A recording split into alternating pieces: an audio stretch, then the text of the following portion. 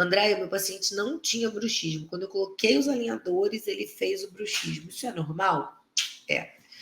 Não tinha. Quando eu coloquei a orto, piorou muito. Então, por isso que o diagnóstico precisa andar junto, tá? Ela tinha um padrão de bruxismo antes. Eu posso te garantir que era um padrão cêntrico de bruxismo, tá? Guarda essa informação e eu vou te explicar o porquê. E aí, depois da horta, ela começa a ter os dois, o padrão excêntrico. Como é que eu sei que é o padrão excêntrico? Porque ela desgasta dente. Toda vez que o paciente ranger excêntrico, ele desgasta dente. Geralmente, quando ele range assim, ó, excêntrico, ele desgasta dente e tem menos dor muscular. A palpação temporal e masséter. Quando ele faz o cêntrico, ó, aperta a noite toda, e o cêntrico é muito comum durante o dia, em vigília, e essa hiperfunção, essa hipertonicidade muscular, fica assim com a sua mão apertando. Daqui a pouco o bíceps vai doer, ó, os músculos começam a doer. Porque, na verdade, isso aqui força a sua musculatura. Quando você faz isso aqui, ó, faz com o seu braço que você vai sentir. Você não dói tanto a musculatura. Tá vendo? Dissipa mais força. Mas o que desgasta? Desgasta dente. Então, lembra disso. Padrão cêntrico, dói a musculatura. Padrão excêntrico, desgasta dente. Qual é uma outra questão do padrão cêntrico? De apertar assim, além da musculatura doer mais. Você tem mais...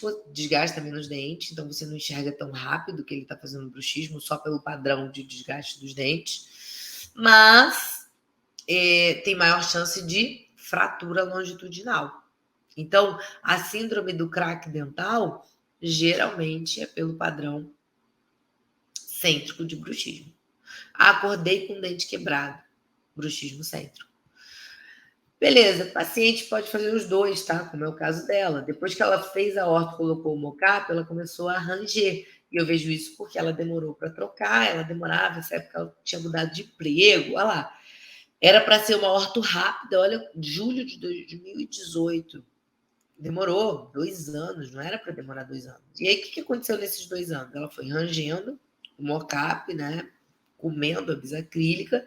Isso é um sinal interessantíssimo da reabilitação, por isso que você tem que diagnosticar e planejar. Por isso que o diagnóstico de bruxismo cêntrico e excêntrico entra no planejamento das restaurações, porque o paciente comeu as bisacrílicas, isso significa que ela não é uma boa paciente para restaurar com resina. Agora, se ela restaurar com resina, placa direto e tem que entrar com mudança de hábitos do sono. Entrar com mudanças de hábitos reais, noturnas, mudanças de hábitos. Eu acho que o que é difícil do paciente entender é que a gente precisa entrar na vida dele, mudar hábito de comida, hábito alimentar, o que beber, depois de determinada hora não tomar café, depois de determinada hora não tomar álcool, porque o álcool não é bom para o sono. Todo mundo acha, vou tomar um vinhozinho para relaxar. Só que, na verdade, você dá aquela capotada, mas o sistema nervoso central, ele é excitatório. O álcool não é ele não faz depressão a ponto de você entrar no sono profundo. Pelo contrário, você faz excitação do sistema nervoso central, então você, na verdade, não dorme bem. Você pode dormir mais rápido, mas você não dorme bem. São duas coisas diferentes. E é difícil explicar isso tudo para o paciente, né?